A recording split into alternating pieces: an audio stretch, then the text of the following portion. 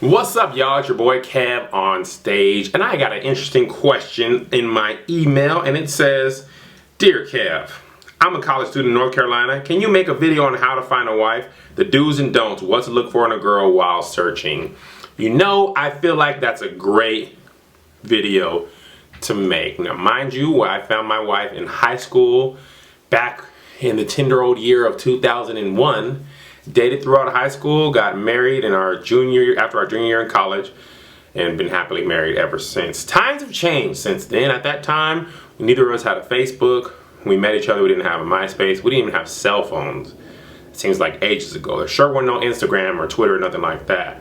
And the reason I say that is because I feel like those have changed the game a little bit. Now, here's the thing that most men are looking for when they're first interested in a wife, and that's the physical attributes. You know, you're looking at booty on the sink pics.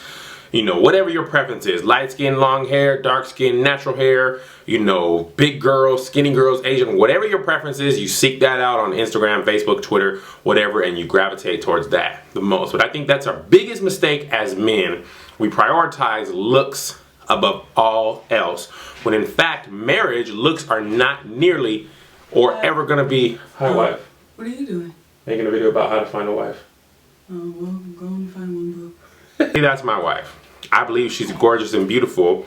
That's not the point. The point is, looks are not the only important thing. I asked myself this question before I proposed to my wife. I said this. I said, if I was, you know, in an accident and had my whole body burned, third-degree burns all over the place, would she still love me? And I believe that answer was yes. And then I asked myself this: if she had herself burned to third-degree burns all over her body, face, and everything, would I still love her? And the answer was yes. If you can't love the person you're with blind, then you shouldn't be trying to marry them, because I promise you, when you're frustrated and your bills are due and things like that, you don't care. It doesn't matter how beautiful or ugly the person is, because you're not thinking about that. And all the beautiful women who say, I woke up like this, I woke up like this, I bet you they didn't go to bed like that.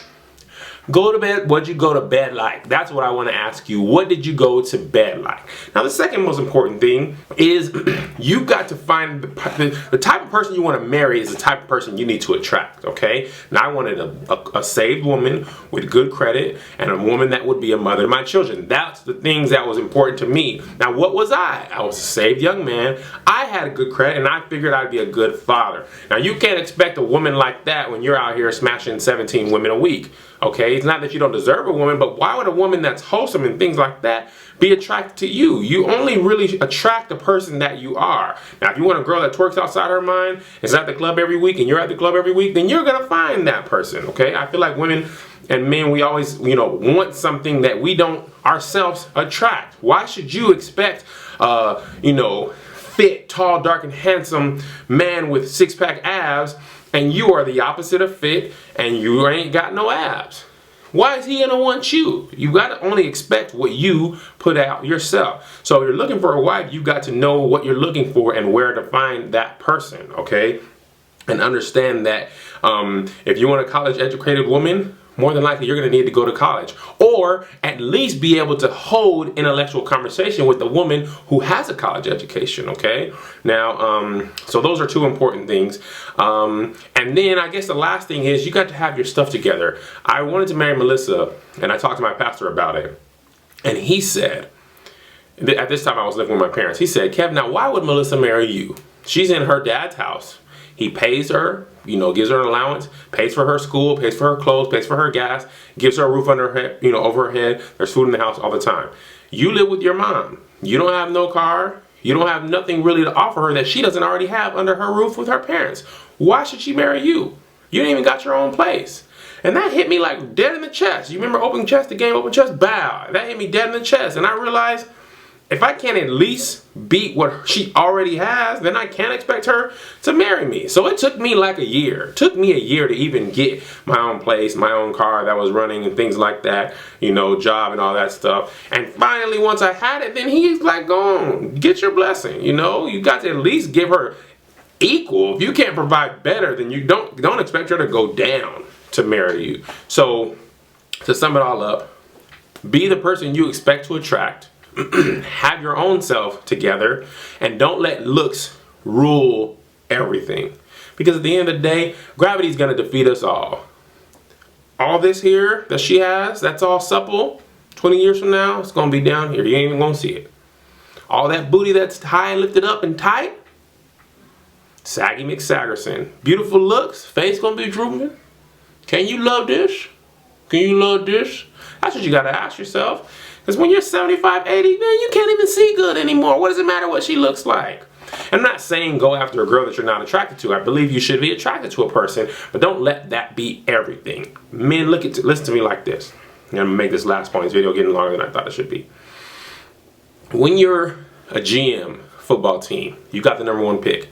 You've got a quarterback. You're drafting that quarterback. You're looking at his strengths, his weaknesses, and his potential, okay? Now, say you want Russell Wilson coming out of the draft, all right? Now, you look at him. He's 5'8", 5'9". He's got a great arm. He's got great pocket presence, but he's short. So do you not draft him because he's short? No, you draft him because you know he's got what you need. Now, does he have everything? No, he's not tall. No matter what you do to Russell Wilson, he's not going to be tall. If you want a tall quarterback, draft a tall quarterback. That doesn't mean he's going to be good. So you have to look at the whole of the person, their attributes, their strengths, their weaknesses, and their potential. What's their work ethic like? What are they going to be? And you say, okay, given this person as a whole, good and bad, am I willing to take this person as a whole? The answer is yes. Propose away. It's your boy KevOnStage. See you tomorrow. By the way, the Faith sale is still on. Everything in the Dream Chaser store is 20% off. Some people have been buying 5, 6 things, and I appreciate that. So that lasts until Tuesday. See you tomorrow. What's up, everybody? It's KevOnStage. Go subscribe to my YouTube page. Don't you be bitter. Just follow me on Twitter. What's up, everybody? It's KevOnStage. Go subscribe to my